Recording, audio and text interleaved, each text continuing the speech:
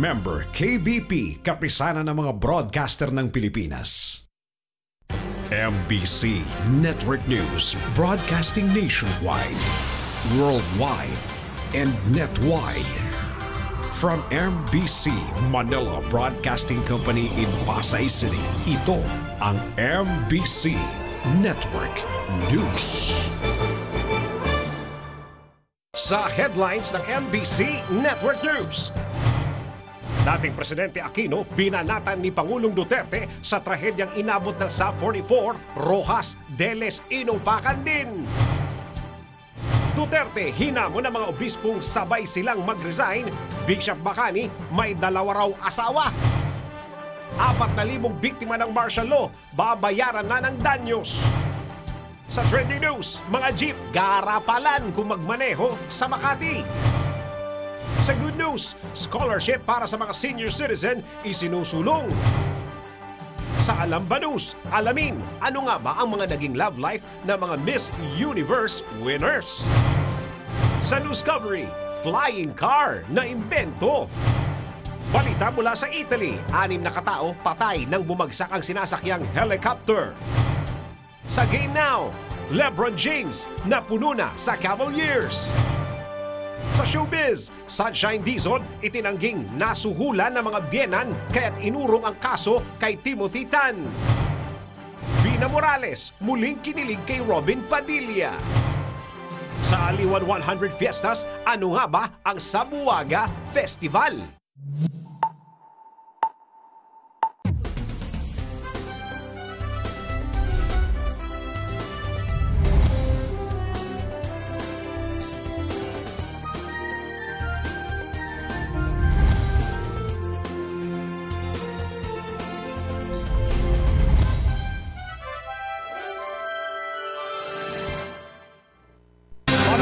Pilipinas, Luzon, Visayas at Mindanao at sa buong mundo. Samahan po ninyo ako ng kalating oras sa balitaan. Narito ang detalye ng mga balita.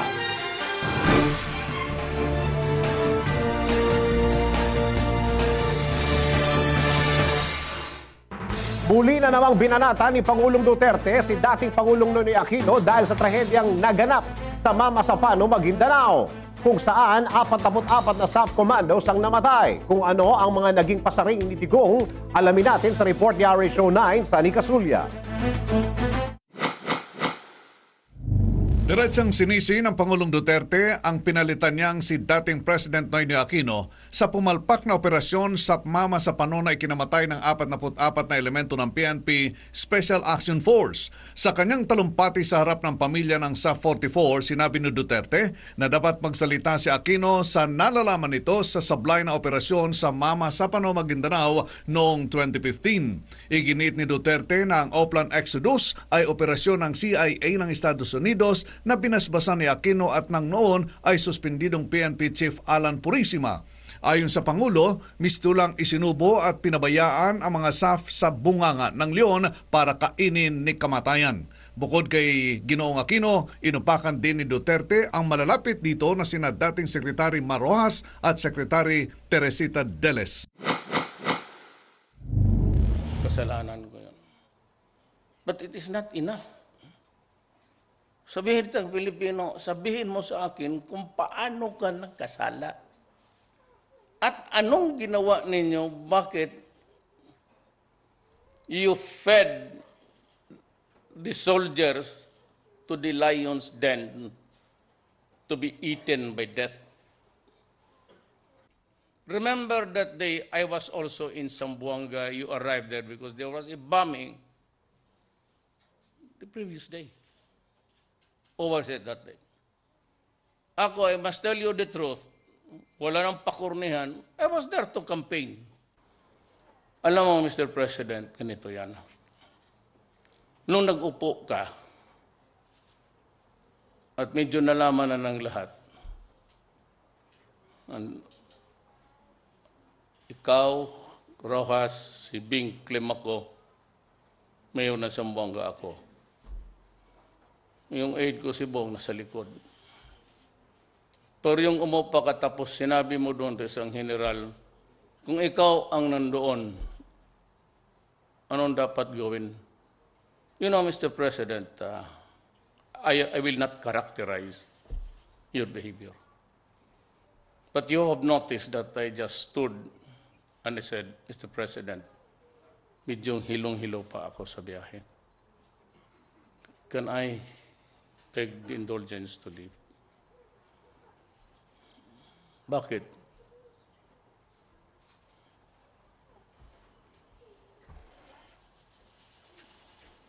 Patay na tapos may tanongin ka ng isang general na anong dapat mong gawin kung nandoon ka? Patay na lahat, mabuhay, mabaho na nga eh. Tapos sabihin mo, isang na, kung ikaw ang nagpunta doon, remember mo kung sino yung general na tinuro mo. What would you have done?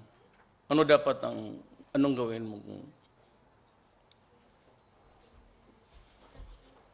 So, una-una, you have to answer to the nation, bakit ang police? What's so special about the police action? And why was Purisima at that time already suspended? Hindi mo mabula kasi tinanong ko lahat yung mga opisyal. Tinanong ko sabihin ko, halika dito. Sabihin ninyo sa akin ano ang nangyari. Totoo. They were taking orders from Purisima. Obviously, under your authority. You could have just simply say,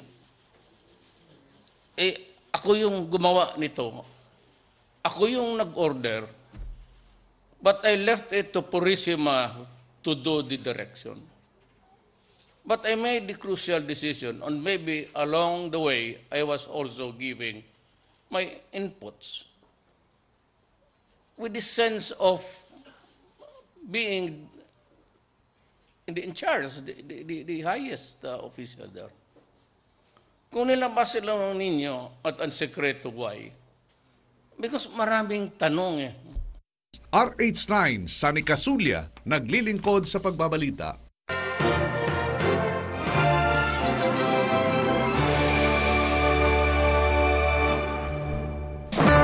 Umanap na naman si Pangulong Duterte sa simbahang Katolika na sa katunayan po ay binulgar pa nito na isang mataas opisyal ng simbahan ang may dalawang asawa umano. Kung sino ang opisyal na ito, alamin natin sa report ni RH48 Sheila Idubas. Muling inupaka ni Pangulong Duterte ang simbahang Katolika at hinamon ng publiko na basahin ang librong Altar of Secrets na detalye ng mga baho ng mga alagad ng Diyos.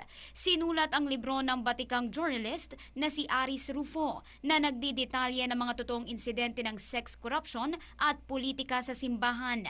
Sinabi ng Pangulo na handa siyang mag-resign kung hindi totoo ang kanyang sinasabi laban sa mga pare at obispo at hinamon niya ang mga ito na sabay silang magbitiw. Putang yan ang baka na yan, dalawa palang asawa. Pareho ko. Parang mayor yan ng buhang. Tapos kung magsalita itong unggoy na to. Tang ina. Sila lahat. Basahin man, it's by Rufo. It's called Altar Secrets. Secrets of the altar or altar. Nandyan lahat. Sex, corruption, politics. Siya yung narrator ng CBCP. He's a writer. Diyan sa nagkukuber ng binulgar niya lahat. Wala dito. It's written by Rufo. It's online. I'll give everyone a copy if I can get one. Basahin ninyo yan. Ngayon, kung magsabi kayo, pag nabasa ninyo, nagkamali ako, nagmagoiting, mag-resign ako. Pagkatalikod ng ano, Altar of Secrets, Sex, Politics, and Money in the Philippine Catholic Church. Sila rito, online. Aris Rufo. Pinulgar niya lahat. Basahin ninyo to.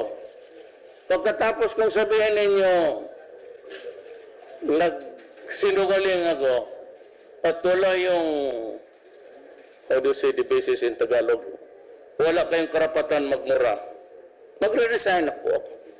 Walang problema. Pero kung ito, pag nabasa nito, sabihin ko sa mga bishops ng conference, marami kayo eh. Pareho man pala ang baho natin, babae, ganon. Eh, pero kayo, korupsyon. Wala ako sa pera. Sa babae lang. Medyo limitado yung akin. Sungunin ko kayong lahat, bishops conference. Mag-resign tayo bukas sabay-sabay. Okay? Resign. Ako mauna. I will deliver my letter of resignation. Hintayin ninyo kayo media. On bended knees, ilagay ko sa Rizal, Jan Soloneta. As a Filipino. Lagay ko dyan. Pulutin ninyo. Provided lahat ng bishops, mag-resign kayo. Mag-resign kayo, pareho lang ang baho natin. Nandito lahat. Pati yung mga seminaryo ninyo, paano ninyo pinag...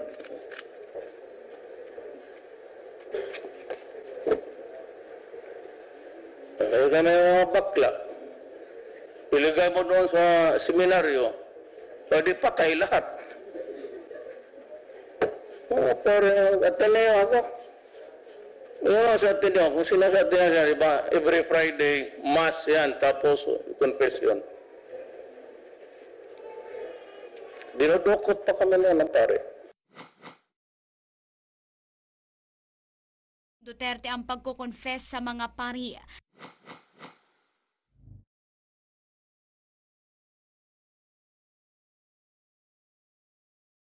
Umaga, walang toothbrush. Magsalita kayo malapit ang baho ng mga bunganga. Kinain mo kagabi? Ulam ba talaga? Ulam-ulaman lang. Kawak-kawak ng ustia. Yung iba sabihin ko, ang kamay mo iba. Iba ba ang... Yung ano-anong pinaghawakan niya. Waiter, babe. Para sa MBC Network News RH48, Sheila Edubas, naglilingkod sa pagbabalita. Okay, good news naman po tayo para sa mga naging biktima ng martial law sa ilalim ng panunungkulan ni dating Pangulong Ferdinand Marcos. Makakatanggap na po kayo ng bayad na o sa danyos. Para sa detalye ng magandang balitang yan, ihatid sa atin yan ni RH Show 9, Sunny Casulia. Good news sa mga biktima ng human rights violations noong martial law. Babayaran na ng Human Rights Victims Claims Board ang may paunang 4,000 beneficiaryo. Sinabi ni Presidential Spokesperson Secretary Ernesto Abella na nagagalak ang Pangulong Duterte sa desisyon ng Human Rights Victims Board dahil matutupad na ang matagal ng pangarap ng mga biktima noong panahong Marcos. Noong January 19, iniharap ng board sa Pangulo ang plano at ang listahan na may 4,000 biktima na tatanggap ng kompensasyon. The HRVCB is set to distribute partial compensation to the first 4,000 victims of human rights violations during martial law. The decision to release initial monetary reparations to human rights victims is welcome news to us all. RH9, Sunny Casulia, naglilingkod sa pagbabalita. Samantala, tinanggal na ng Kabayan Party List si Attorney Harry Roque bilang kanilang representative. Kung ano ang dahilan ng partido sa pagpapatalsik kay Roque, alamin natin yan mula kay RH48, Sheila Edubas. Pinatalsik ng kanyang sariling party list si Kabayan Representative Harry Roque. Sa isang resolusyon, ibinaba ng partido ang desisyon na hindi nakilalanin ang dating UP professor bilang kanilang kinatawan sa Kongreso. Ayon sa Board of Trustees ng Kabayan, ginawa ang desisyon dahil sa mga diskarte ni Roque na taliwas sa prinsipyo ng party list. Tinukoy na halimbawa ng board ang asal ni Roque sa pagdinig ng Kamara sa illegal drugs, partikular ang paghikayat niya sa Senado na patalsikin si Senator Laila de Lima dahil sa naturang iskandalo. Para sa MBC Network News RH48, Sheila Edubas, naglilingkod sa pagbabalita. Samantala, tinawag na duwag at sundalong kanin ni Justice Secretary Vitaliano Aguirre si Senator Antonio Trillanes IV. Kung ano ang nag-udyok sa kalihim para banatan ang mambabatas, alamin natin sa report ni RH44 Vien Dacles. Pinatulan na ni Justice Secretary Vitaliano Aguirre ang banat sa kanya ni Senator Antonio Trillanes IV na para sa kalihim ang 50 milyong suhol ni Jack Lam.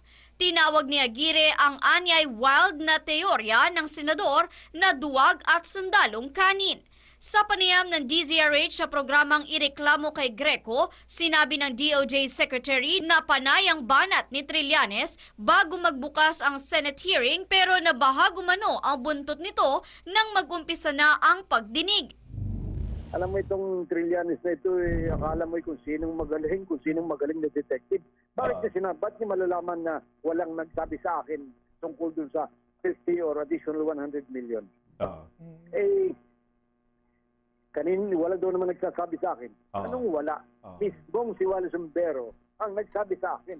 Sapagkat hindi ba yan ay nakakulong sa NBI? Nagkaroon ng protective custody. Pinuntahan ko yan sa NBI. Kinuha ko ang kanyang side. Kinausap ko rin itong dalawang immigration. Kaya both sides alam ko yan. Alam ko ang lahat ng kwento niya.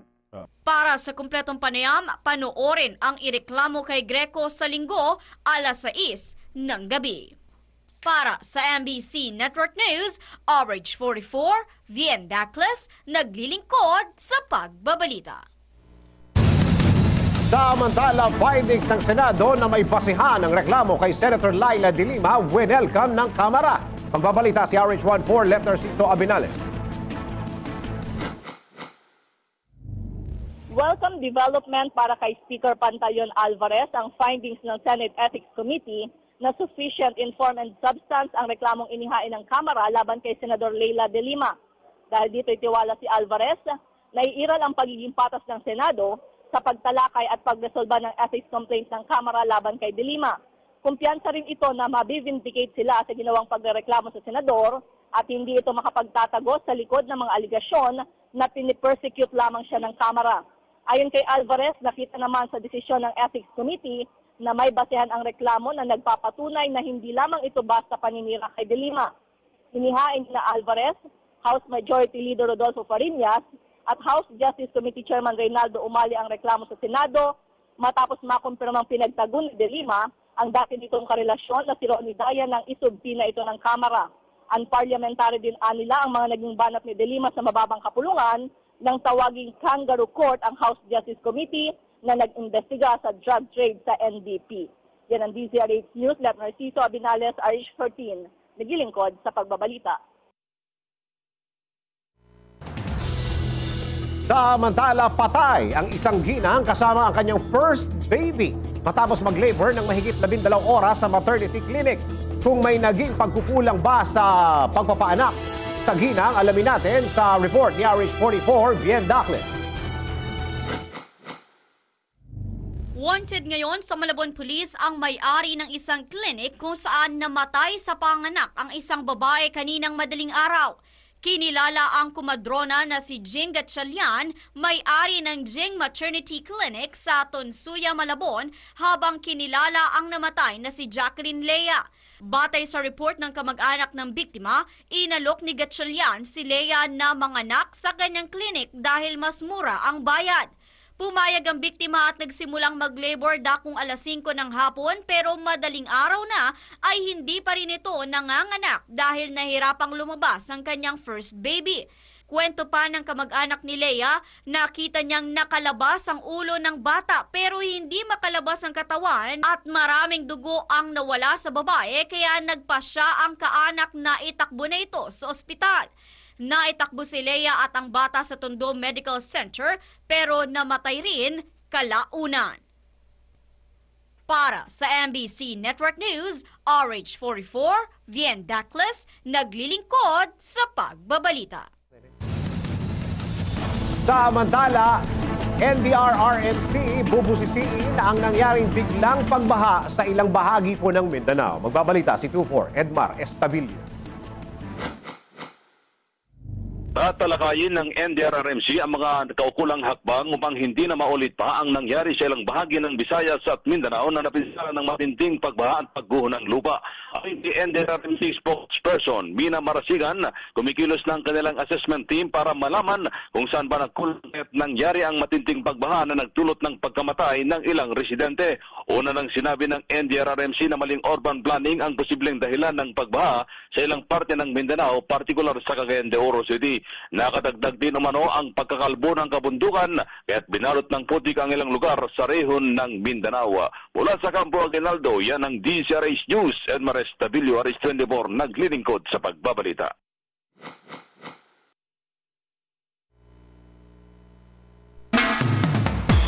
Samantala, para sa ating balitang showbiz, Sunshine Dizon itinangging nasuhulan ng mga biyenan kaya't iniurong ang kaso kay Timothy Tan. Ito yung asawa ni Sunshine Cruz. Itinanggi ni Sunshine Dizon na tumanggap siya ng suhol mula sa kanyang mga biyenan dahilan para iurong niya ang kaso laban sa kanyang asawang si Timothy Tan. Ayon kay Sunshine, hindi suhol ang townhouse na kanilang tinitiran ngayon ng kanyang dalawang anak. Nasasaktan umano siya sa mga nababasa niya na nabayaran siya ng kanyang mga biyenan.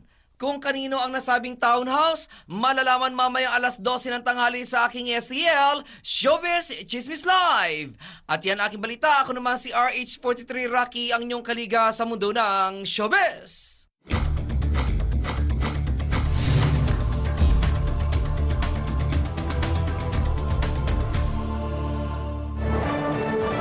Ito naman, babala sa mga motorista. Sumunod po tayo sa batas trapiko para hindi tayo makaperwisyo sa ibang mga nagmamaneho. Tulad na lang ng mga jeepney drivers na ito na talaga namang garapalan ng pag-U-turn kahit may dalawang traffic enforcers sa gitna ng kalsada. Para sa kabuang detalye ng balita, alamin natin yan mula kay RH44 Vien Dacles.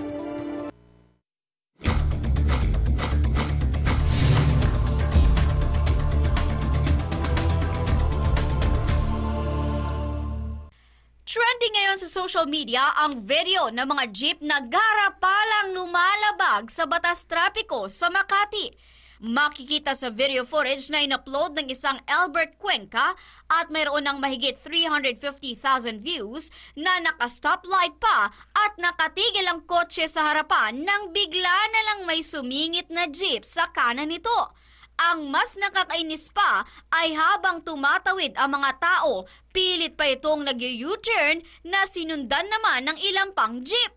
Binatikos rin ng mga netizen ang hindi man lang umano pagsita ng traffic enforcer na nasa gitna lamang ng kalsada.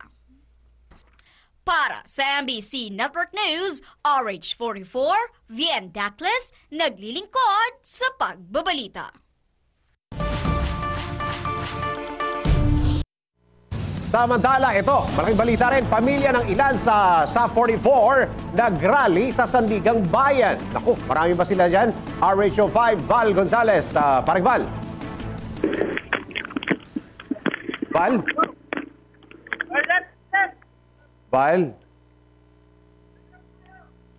Val? Val Gonzales? Okay, mamaya ng konti, balikan po natin si Val Gonzales.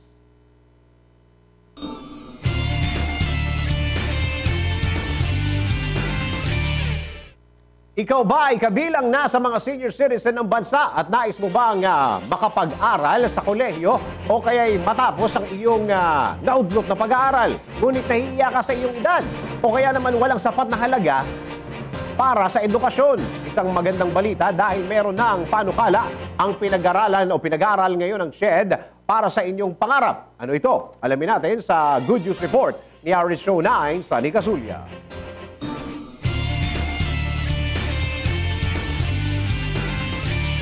Porsigidong isinusulong ni late Representative Yeda Marie Romualdez na maipasa Amungkahin niyang mabigyan ng libreng edukasyon ng mga senior citizens na hindi nagkaroon ng pagkakataong makatapos ng pag-aaral. Sa nasabing panukala na tinawag na House Bill No. 3704 or Senior Citizens Scholarship Act of 2016, mabibigyan ng scholarship ang mga senior na gusto mag-aral o matapos ang kanilang naudlot na pagkukolehiyo sa mga state colleges sa bansa. Paniwala ni Romualdez na mahikayat ng kanyang panukala ang mga senior citizens na mas makilahok sa komunidad at mas pagandahin pa ang kanilang buhay. Kamakailan na inumpisahan na ng House Committee on Higher and Technical Education sa pamumuno ni Zamboanga Sibugay Representative Ann Hofer ang pag-aaral sa nasabing panukala.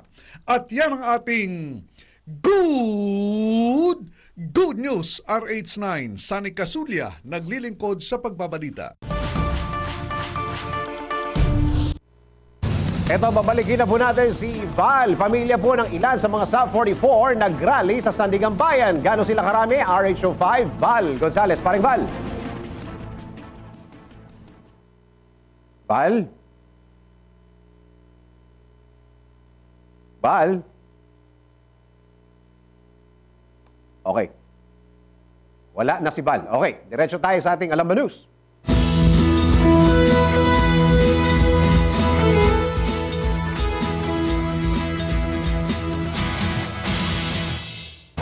Ngayong ilang araw na lang, igaganapin na ang pinakaabangang Miss Universe. Alam niyo ba kung ano ang mga naging love life ng mga Miss Universe winners?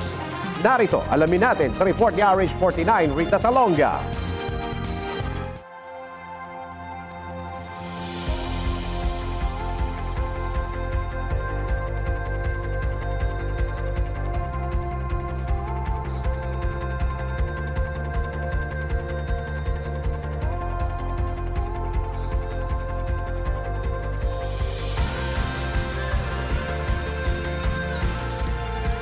Kamakailan lang inamin ni Miss Universe Pia Wurtzbach ang kanyang namumuong relasyon sa F1 driver na si Marlon Stockinger.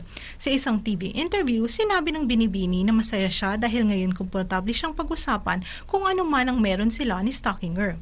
Inamin rin nito na ang pagbisita sa kanya ni Marlon sa New York ang nagpalambot ng kanyang puso dahil nag-effort di umano ang binata para kilalanin siya. Nang tanungin kung may balak na mag-asawa ang dalawa, sinabi ni Pia na pareho silang driven sa kanilang mga karir at maswerte siya dahil si Marlon ay komportable sa kanyang sarili at hinahayaan lamang niyang si Pia na abutin ang kanyang mga pangarap at gampanan ang kanyang tungkulin bilang Miss Universe. Hindi naman nakapagtataka na marami talaga ang nahuhumaling sa ganda ng mga nananalong Miss Universe. Maliban sa kanilang angking ganda, ang mga ito ay may mga talento, personalidad at katalinuhan na higit sa koronang nakapatong sa kanilang mga ulo. Alamin natin kung kasing makulay rin ba ng love life ni Pia Wurtzbach ang mga buhay pag-ibig ng iba pang mga nanalong Miss Universe. Para sa kabuuang balita, maglagon lang sa www.tsrhnews.com. Para sa special report ng Alam Ba News, RH49 Rita Salonga, naglilingkod sa pagbabalita.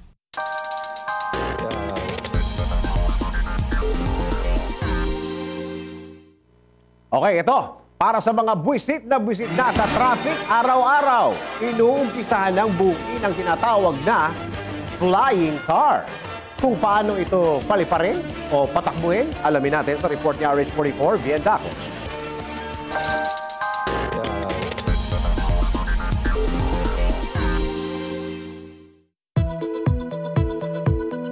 Nai-stress ka ba dahil sa sobrang traffic? Don't worry dahil ilang panahon na lang, hindi ka na sa kalsada babiyahe kundi on air na. Ito'y sa pamamagitan ng The Transition, ang kauna-unahang flying car sa buong mundo. Dala-dala ng The Transition ang convenience ng pagmamaneho at the speed of flight, kung saan mas ligtas din ito kaysa anumang klaseng aircraft. Ang The Transition ay gawa ng kumpanyang Terrafugia kung saan nakatanggap ito ng special legal approval upang gawing available sa publiko ngayong taon. Bagamat available pa lamang ito sa Estados Unidos. Isa itong folding wing, two-seat, roadable aircraft kung saan maaari itong patakbuhin sa kalsada at kung traffic ay maaari itong paliparin na tulad ng isang typical light sport aircraft. Tatakbo ito sa pamamagitan ng premium unleaded automotive gasoline, kasya sa isang single car na paradahan at maaaring iswitch sa flight at drive modes nang hindi pa aabot ng 1 minuto. Kapag nasa air, ang The Transition ay may cruise range na 400 miles at may top speed na 100 miles per hour. At yan ang ating Discovery RH44 Vien Dacles, naglilingkod sa pagbabalita.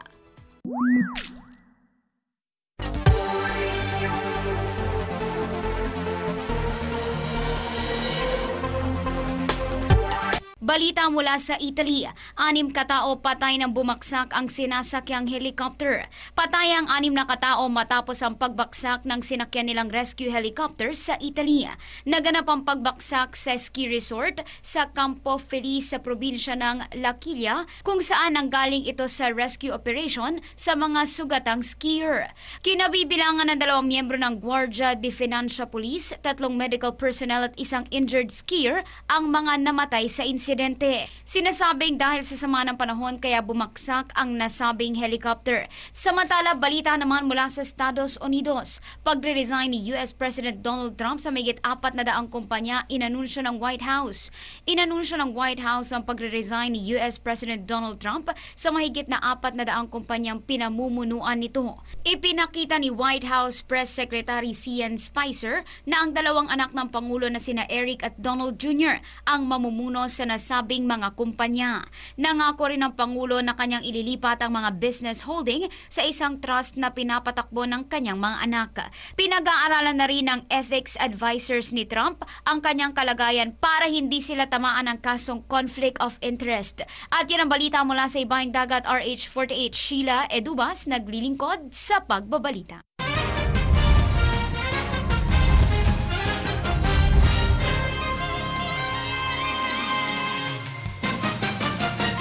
Naghahanap muli ng superstar na kakampi ang dating MVP na si LeBron James ng Cleveland Cavaliers matapos matalo sa New Orleans Pelicans 124-122. Ayon kay James, hindi na siya natutuwa sa sitwasyon ng Cavaliers dahil kulang na raw sila sa mga playmakers maliban sa kanya at kay Kyrie Irving. Winaldas kasi ng Cavaliers ang triple-double effort ni James at 49-point explosion ni Kyrie Irving sa pagkatalo sa Pelicans. Tinawag ni James na top-heavy ang kanyang team dahil taging silang 3 raw ni na Kyrie Irving at Kevin Love ang inaasahan ng koponan. Ito ay sa kabila ng pagkuha nila kay sharpshooter Kyle Korver mula sa Atlanta. Parehong number 1 draft pick sina LeBron James at Kyrie Irving ng Cleveland Cavaliers, habang si Kevin Love naman ay nakuha sa trade para sa number 1 draft pick ng Cleveland na si Andrew Wiggins.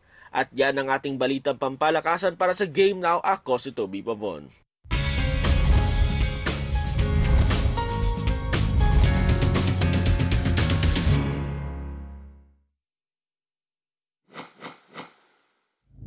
Mistulang kinilig na naman si Vina Morales nang magkasama sila ng kanyang ex-boyfriend na si Robin Padilla sa isang event. Ang dalawa ay muling nagkita sa pagdiriwang ng deklarasyon ng kauna-unahang Philippine Republic sa Malolos, Bulacan. Ang pagkakilig ni Vina ay nangyari matapos nakantahan at tila haranahin ito ng aktor. Kung ano ang mga nangyari kina Robin at Vina sa nasabing event, malalaman mamaya alas 12 ng tanghali sa aking STL, Showbiz Chismis Live. At yan aking balita. Ako naman si RH43 Rocky, ang inyong kaliga sa mundo ng showbiz.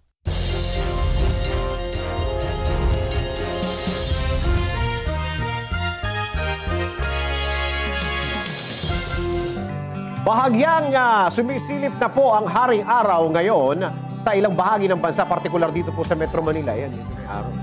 Ibig sabihin na ito ay aasahan na natin ba ang magandang panahon ngayon at sa mga susunod pang mga araw? Ano nga ba ang aasahan nating lagay ng panahon sa buong kapuluan? Alamin natin mula kay RH44 Vien Dacles. Vien. Thank you, Dennis. Magiging maulan sa ilang bahagi ng bansa ngayong araw. Ang northeast monsoon na hanging amihan ang makakaapekto sa Luzon at Visayas, habang ang buntot ng cold front naman ang makakaapekto sa eastern part ng Mindanao. Ayon sa Pag-asa, makararanas ng mahina hanggang sa may kalakasang pag-ulan sa Mindanao. Ang katulad na panahon ay mararanasan din sa buong Luzon at Eastern Visayas at sa mga lalawigan ng Aurora at Quezon na makakaranas naman ng moderate to heavy rains. Asahan din ng maulap na papuri na may pabugso-bugsong pag-ulan sa Metro Manila at sa mga kalapit lalawigan.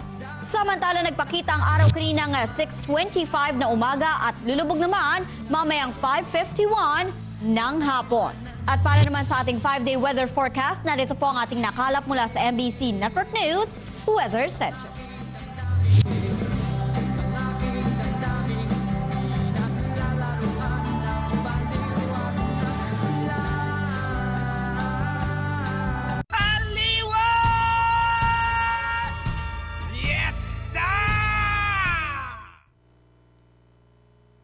Ito naman po, dahil ilang buwan na lang ay Aliwan Fiesta na. Kilalanin muna natin ang mga natatanging fiesta sa buong kapulungan na ipinagdiriwang ng ating mga kababayan. And for our next stop, next fiesta sa ating Aliwan featuring 100 fiestas in the Philippines, ihatid namin sa inyo ang Sabuaga Festival. Saan nga ba ito ipinagdiriwang at paano nga ba ito nagsisimula? Alamin natin sa special report na ito. Aliwan presents 100 Fiestas in the Philippines. Isang pisaya, ista'y narito na. At ibaisan ng talino sa sayaw at karosa. Itinataon tuwing Easter Sunday o Linggo ng Pagkabuhay ang Sabuaga Festival, ang siya namang sinasalubong ng mga taga Santo Tomas, Pampanga. Mula sa dalawang pinagsamang salitang Kapampangan na Sabuag at Sampaga, nabuo ang katagang Sabuaga na nagkakahulugan na to shower flowers. Sa kapisang ito ay pinagdiriwang ang muling pagkabuhay ni Hesukristo at pasasalamat sa masaganang pamumuhay ng 7 baryang bumubuo sa bayan ng Santo Tomas. Ibinabida rin sa pagdiriwang na ito ang kanilang mga ipinagmamalaking mga produkto at makulay na kultura. Abangan ang mga festival champions sa Aliwan Fiesta Festival of Champions 2017. April 20, 21, and 22, 2017. Watch it live dito sa DZRH News Television, Facebook at YouTube live channel at dzrhnews.com. Isang pisaya, ista'y narito na. At ibaisan ng talino sa sayaw at karosa.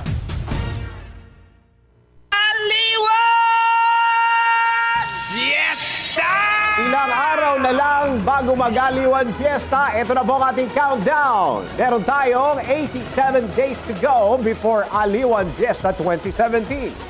Araw-araw po namin kayong iimbitahan para sa Aliwan Fiesta 2017. Ha? Dito po yan, doon sa mga nanonood sa atin sa ibang bahagi ng mundo, lalong-lalo na yung mga OFW. Itaon nyo po yung pagbisita o pag-uwi ninyo dito sa ating bayan, April 20, 21 at saka 22. Yan ho yung mga nagsamang mga malaking fiestas ng buong Pilipinas. Magkita-kita po tayo dyan. At kung hindi kayo makakauwi, manood po kayo ng live sa DZRH Television dahil i-cover po natin lahat ng events, lahat ng highlights ng Aliwan Fiesta 2017. At sumayin na naman ang kalahating oras na ating balitaan, mga impormasyong dapat ninyong malaman saan mang sulok ng mundo sa ngalan ng bubo ng MBC Network News. Ako po inyong lingkod sa pagbabalita. Ako po si Dennis Antenor Jr. Bukas, alas 11 po ng umaga, tuloy-tuloy ang ating balitaan dito lamang sa MBC Network News.